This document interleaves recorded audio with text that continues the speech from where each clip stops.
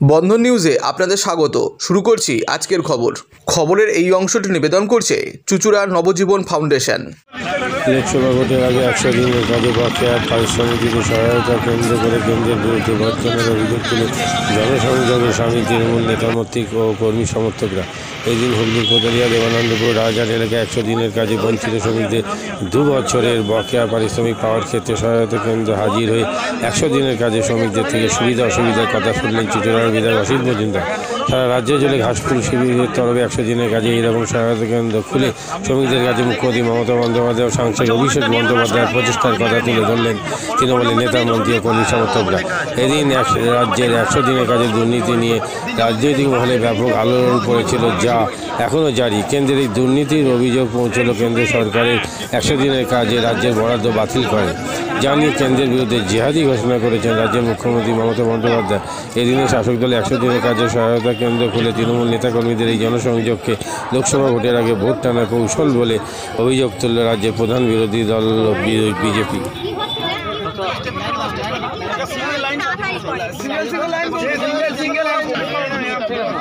পাচ্ছি না হ্যাঁ ঠিক আছে।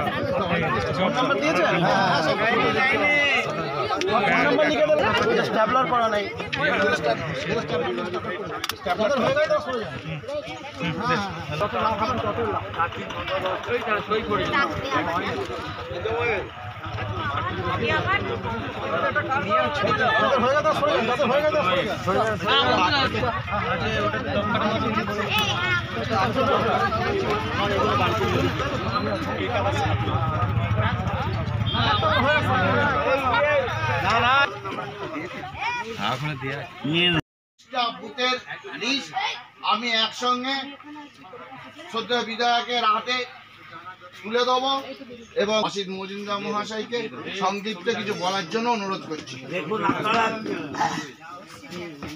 সবাই ভালো আছেন তো? আমি বেশি কিছু বলবো না। দেখুন, আপনারা তো কাজ করেছেন, কাজ করে টাকা পাননি। কেন্দ্রের বিজেপি সরকার আপনাদের টাকা দেয়নি এবং তা অনেকের বাড়ি ভেঙে দিয়েছে, অন্য জায়গায় ভাড়া আছে, তারাও টাকা পায়নি। এটা বিজেপি সরকার আটকে রেখেছে। আমাদের নেতা অভিষেক বন্দ্যোপাধ্যায় দিল্লি পর্যন্ত গেছিলেন, আমিও সেখানে ছিলাম দিল্লিতে। আমাদের পুলিশ দিয়ে ব্যাপক মারধর করা হয়েছে। তারপর রাজভবনে বসা হয়েছে, রাজভবনে অভিষেক বসেছিলেন।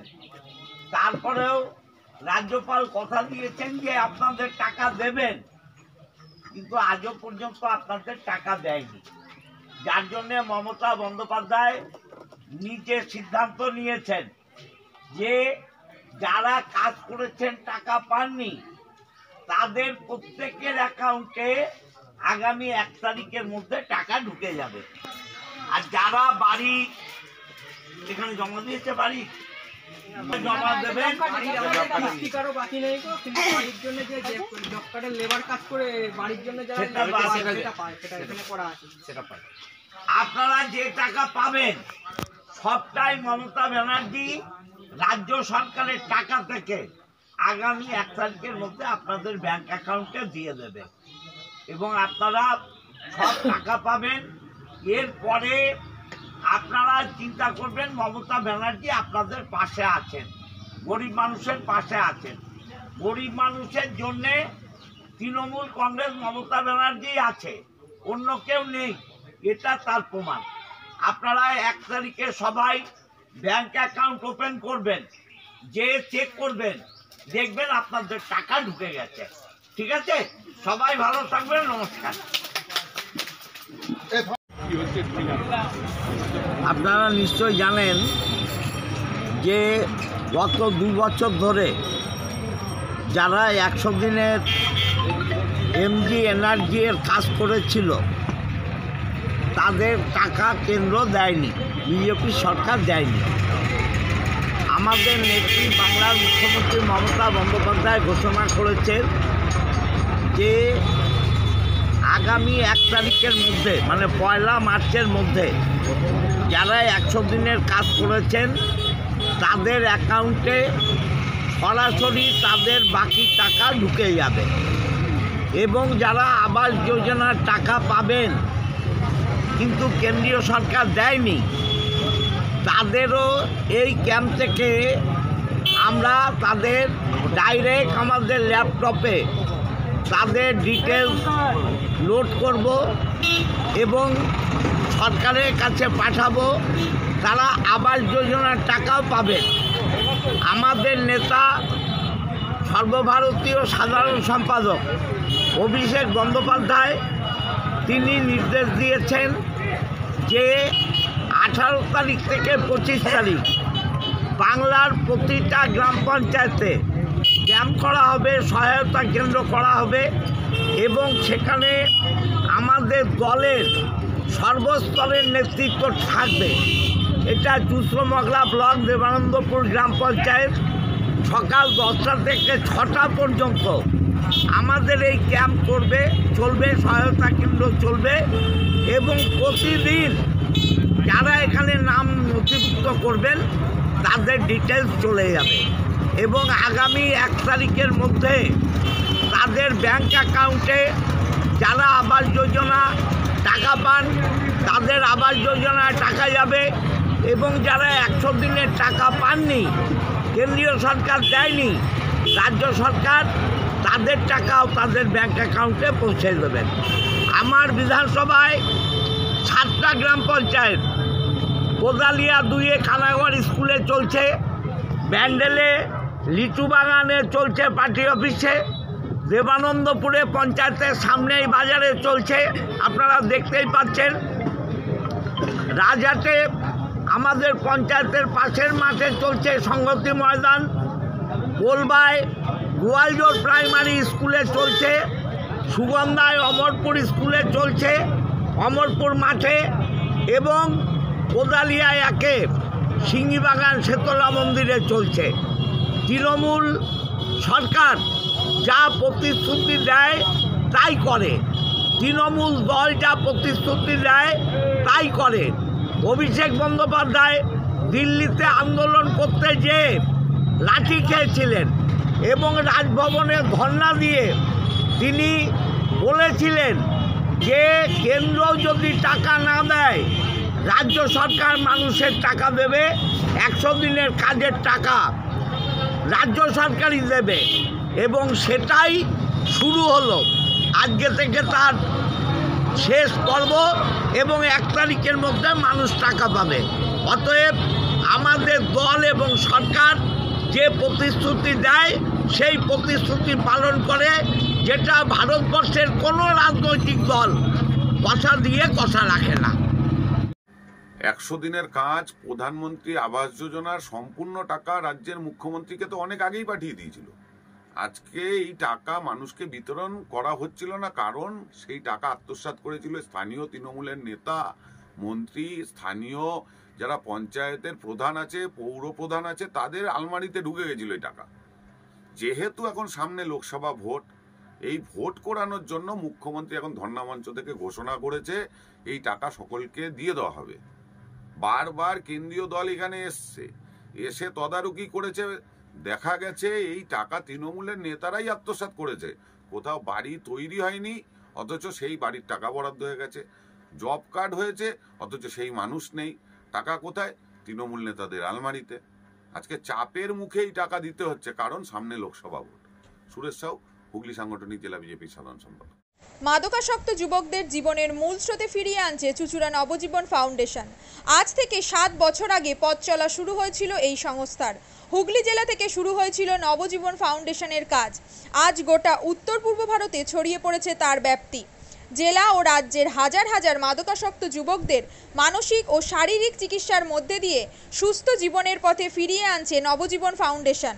কী করে এই সংস্থাকে তিল তিল করে গড়ে তুলছেন বন্ধন নিউজ এর ক্যামেরার সামনে, সে কথা বললেন সংস্থার কর্ণধার চন্দন দাস। দেখি ওটার মধ্যে কি আছে বা পাড়ার বড় দাদারা করছে, আমিও একটুখানি করি, ফিলিংসটা কি সেটা দেখতে যাই।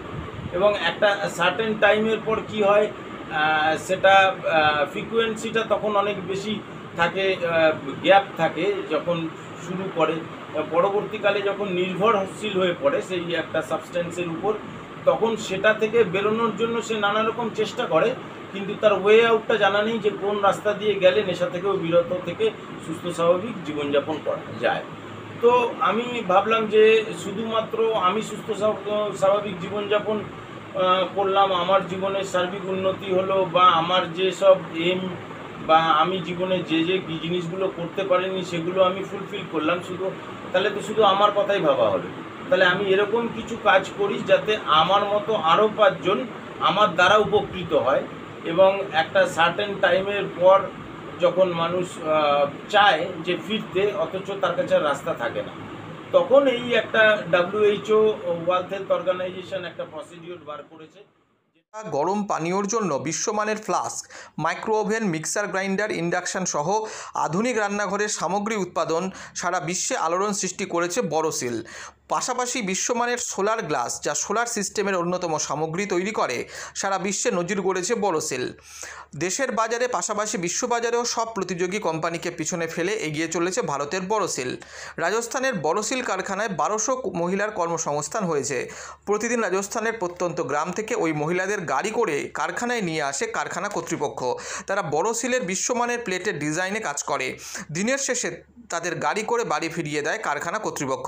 কর্মসংস্থানের এই বেনজির দৃষ্টান্তের জন্য বড়শিল কোম্পানিকে কুর্নিশ জানায় ভারতবাসী।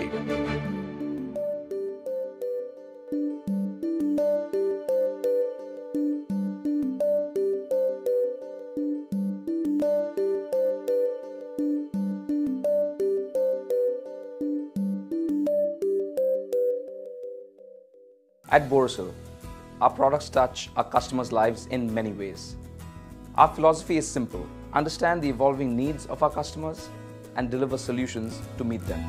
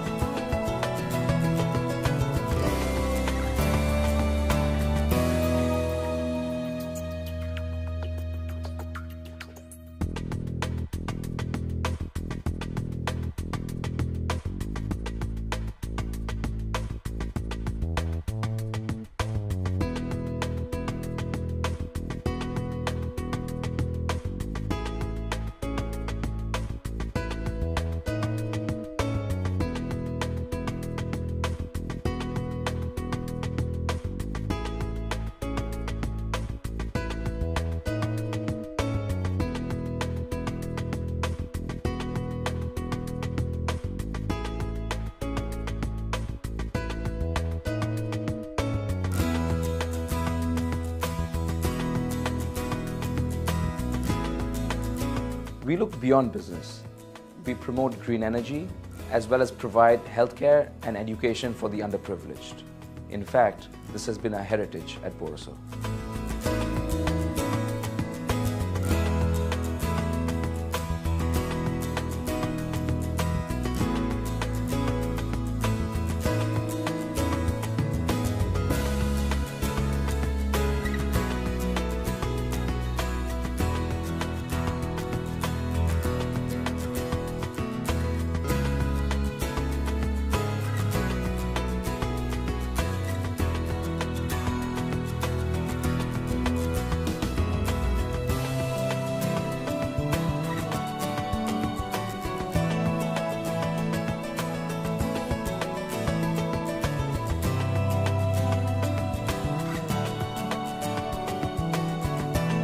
Our products are developed with innovation and thought. It is technology emboldened by the human spirit.